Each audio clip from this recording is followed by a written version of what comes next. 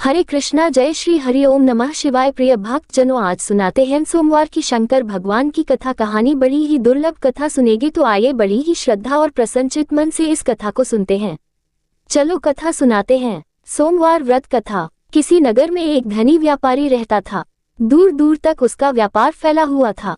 नगर के सभी लोग उस व्यापारी का सम्मान करते थे। इतना सब कुछ संपन्न होने के बाद भी वह व्यापारी बहुत दुखी था, क्योंकि उसका कोई पुत्र नहीं था, जिस कारण अपने मृत्यु के पश्चात व्यापार के उत्तराधिकारी की चिंता उसे हमेशा सताती रहती थी।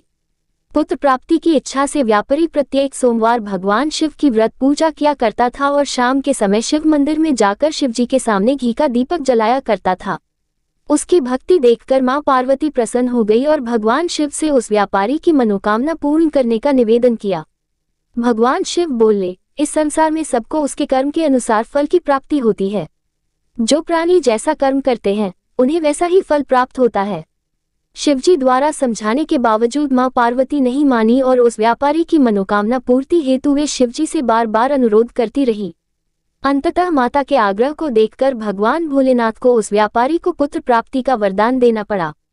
वरदान देने के पश्चात भोलेनाथ मां पार्वती से बोले, आपके आग्रह पर मैंने पुत्र प्राप्ति का वरदान तो दे दिया, परंतु इसका ये पुत्र 16 वर्ष से अधिक समय तक जीवित नहीं रहेगा।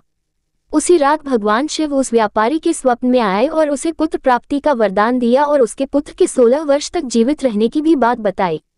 भगवान के वरदान से व्यापारी को खुशी तो हुई, लेकिन पुत्र की अल्पायु की चिंता ने उस खुशी को नष्ट कर दिया। व्यापारी पहले की तरह सोमवार के दिन भगवान शिव का विधिवत व्रत करता रहा। कुछ महीनों के बाद उसके घर एक अति सुंदर बालक ने जन्म लिया और घर में खुशियां ही खुशियां भर गई। बहुत धूमधाम से पुत्र जन्म का समारोह मनाया गया, परंतु व्यापारी को पुत्र जन्म की अधिक खुशी नहीं हुई, क्योंकि उसे पुत्र की अल्पायु के रहस्य का पता था। जब पुत्र 12 वर्ष का हुआ तो व्यापारी ने उसे उसके मामा के साथ पढ़ने के लिए वाराणसी भेज दिया। लड़का अपने मामा के साथ शिक्षा प्राप्ति हेतु चल दिया। रास्ते में जहां भी मामा भांजे विश्राम हेतु रुकते, वहीं यज्ञ करते और ब्राह्मणों को भोजन कराते। लंबी यात्रा के बाद मामा भांजे एक नगर में पहुंचे। उस दिन नगर के राजा की कन्या का विवाह था, जिस कारण पूरे नगर को सजाया गया था।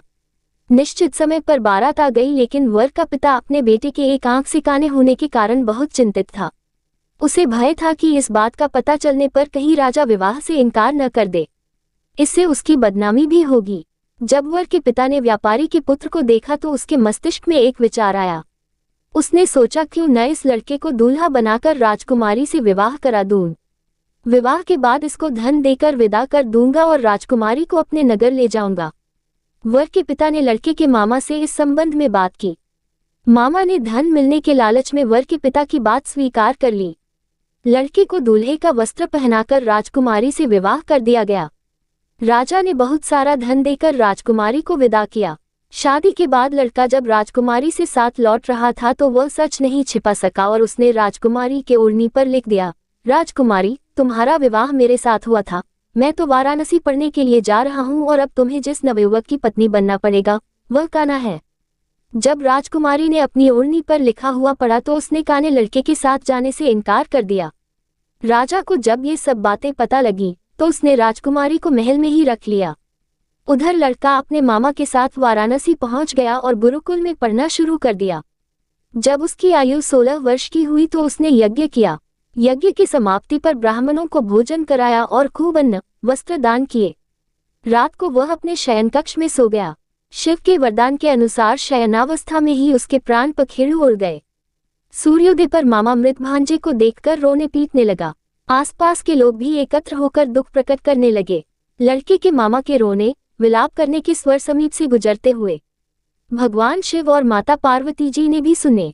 माता पार्वती ने भगवान से कहा, प्राणनाथ, मुझे इसके रोने के स्वर सहन नहीं हो रहे। आप इस व्यक्ति के कष्ट को अवश्य दूर करें। भगवान शिव ने माता पार्वती के साथ अदृश्य रूप में समीप जाकर देखा तो भोलेनाथ माता पार्वती से बोले, ये तो उसी व्यापारी का पुत्र है जिसे मैंने 16 वर्ष की आयु का वरदान दिया था। इसकी आयु पूरी हो गई है। मां पार्वती ने फिर भगवान शिव से निवेदन कर उस बालक को जीवन देने का आग्रह किया। माता पार्वती के आग्रह पर भगवान शिव ने उस लड़के को जीवित होने का वरदान दिया और कुछ ही पल में वह जीवित होकर उठ बैठा। शिक्षा समाप्त करके लड़का मामा के साथ अपने नगर की ओर चल दिया। दोनों चलते हुए उसी नगर में पहुंचे जहां उसका विवाह हुआ था। उस नगर में भी यज्ञ का आयोजन किया। समीप से गुजरते हुए नगर के राजा ने यज्ञ का आयोजन देखा और उसने तुरंत ही लड़के और उसके मामा को पहचान लिया।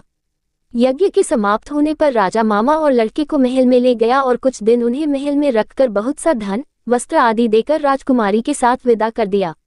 इधर भूखे प्यासे रहकर व्यापारी और उसकी पत्नी बेटे की प्रतीक्षा कर रहे थे।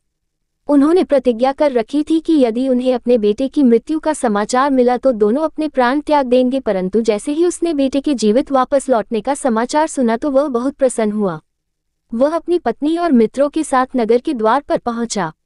अपने बेटे के विवाह का समाचार सुनकर पुत्रवधू राजकुमारी को देखकर उसकी खुशी का ठिकाना न रहा। उसी रात भगवान शिव ने व्यापारी के स्वप्न में आकर कहा, हे श्रेष्ठी, मैंने तेरे सोमवार के व्रत करने और व्रत कथा सुनने से प्रसन्न होकर तेरे पुत्र को लंबी आयु प्रदान की है। पुत्र की लंबी आयु जानकर व्यापारी बहुत प्रसन्न हुआ।